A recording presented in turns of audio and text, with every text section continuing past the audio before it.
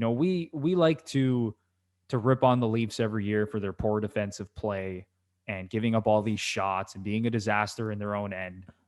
This team has been really good defensively this year. Just to reiterate, it's fucking weird, man. It's actually crazy because you'll talk to Leaf fans, and there's a lot of Leaf fans in my life, obviously, family and friends, and some of them will still make comments like, "Oh, this team sucks defensively. Yeah, I can't believe that stupid mistake they made." But when you look, okay, just to reiterate for everybody, they are sixth in the league in goals.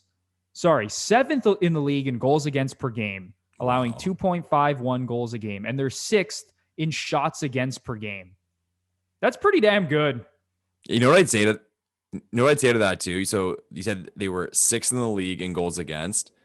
I'd like to see what their team seventh. What's their team save percentage? Do you have that in front of you? Because their team save percentage probably isn't very good. I'll find that real quick, Lepore. Because to have that kind of number, if someone said the team was that high, but their save percentage is bonkers.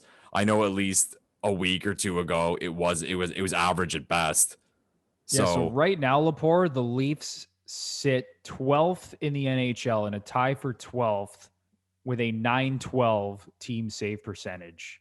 There you go. So it's 912. That's average. Yeah, at best. So there you go. Seventh in the league with an average save percentage. So it's weird, man. So much of this shit we've seen over so long, and to have this team be this solid defensively, it's huge. Like the thing I always said with the makeup of this team, and this is kind of getting off topic, but people always shit on the Leafs D. They focus so much on building the forward core, and the forward core is elite, but it's all irrelevant if the D is shit. And people were right. It was irrelevant in the last three seasons.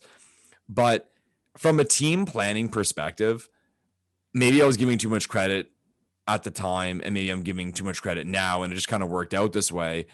I always kind of saw it as a smart way to build a team, simply because a defensive core is fewer guys, and lesser players are playing more minutes.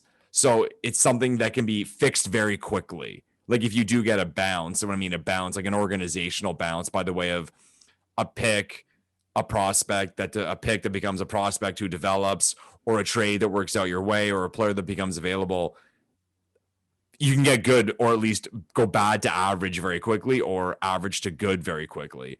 And we would say, okay, why did this team make such leaps and bounds defensively since last season? I mean, we can point to the maturity of some players who play forward and their responsibility in the defensive end, but and I say something as simple as we got TJ Brody and Justin Hall has developed nicely.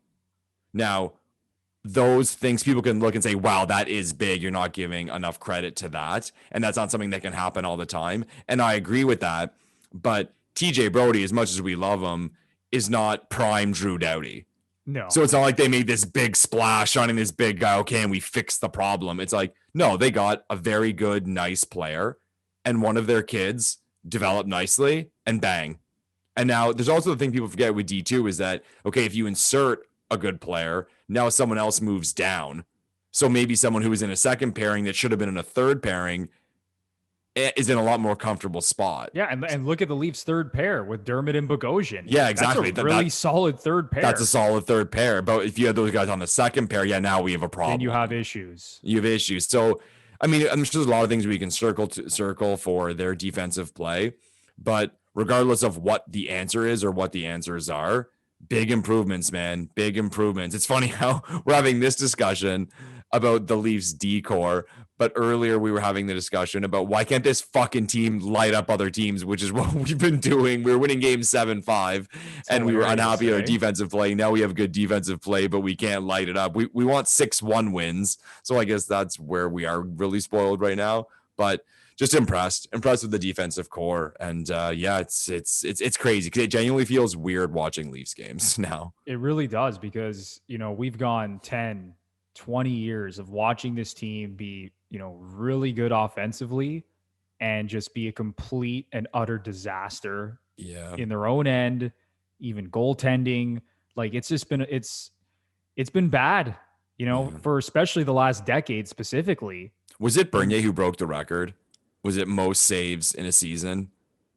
Like he faced more rubber than a goalie ever. I'm Like not I 100% think sure, it was but Bernier. I think you're right on that. Yeah. That And he had goes like up. 5 games to go when Yeah. when he beat the record. Oh my god, Yeah, so and bad. that's the thing. And I think it's been sort of difficult for Leaf fans to like process how good this team has been defensively. And sure, you're always gonna like point to like certain bad defensive plays that you see, like, oh, why did that defenseman not get the puck out when he should have? Or why did, Nylander or Kerfoot not, get the puck out of the zone when they had a chance on the blue line there and they turned it over? But it's like that's gonna happen every game.